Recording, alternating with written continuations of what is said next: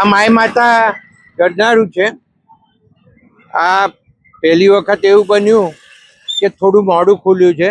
એના કારણો છે 3 દિવસની અંદર જે વરસાદ પડ્યો એ 28 ઇંચ ઉપર વરસાદ પડ્યો છે.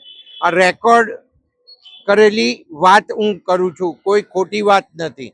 અને એ 3 દિવસ વરસાદના કારણે આ ગરનાળામાં જે પાણી આવ્યું, તમે હમણાં સેનેટરી ઇન્સ્પેક્ટરે બતાવ્યું કે એટલો બધો કચરો નાખવામાં આવે છે, એ પંપની અંદર ભરાઈ જાય છે અને પંપ વારે ઘડીએ બંધ થઈ જાય.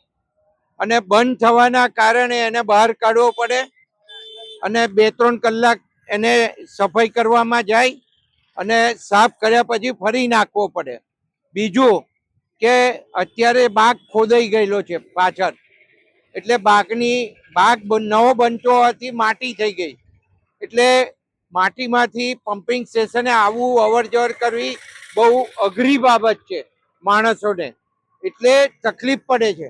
અને મહેરબાની કરીને તમે કચરો અહીંયા પ્લાસ્ટિક, અહીંયા લાકડાના ટેબલો, ગોદડા, ઘણી બધી વસ્તુઓ એવી નીકળી છે. તમને ફોટોગ્રાફ્સમાં બતાવી કે પંપમાંથી કાઢેલા તમને બતાયા. આના કારણે મુશ્કેલી પડે છે.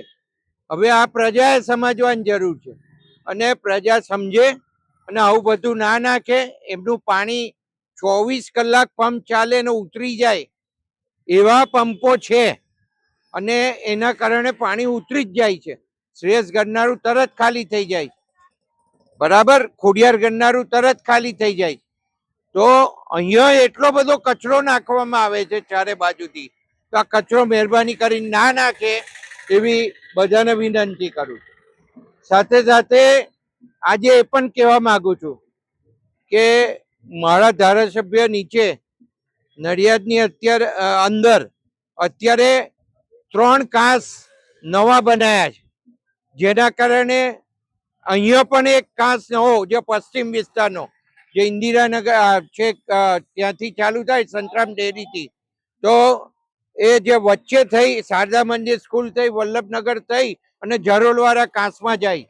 પહેલા આ વિસ્તારમાં 7 થી 10 દિવસ પાણી રહેતું હતું અને 20-20 દિવસ સુધી આ રસ્તો ખુલતો નતો, માઈ માતા વાળો કે વૈશાલી વાળો, એટલું પાણી ભરાઈ રહેતું હતું.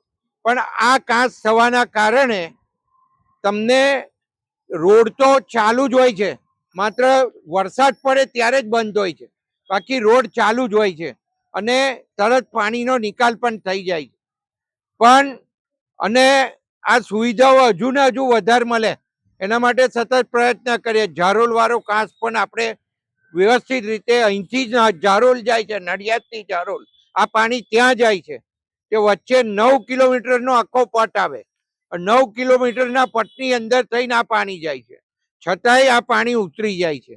એટલે પાણી તો ઉતરી જ જાય છે. હા, કોઈ રમત લાગતી હોય તો વાત જુદી છે, પણ આ પંપ ચાલે છે એ પણ હકીકત છે.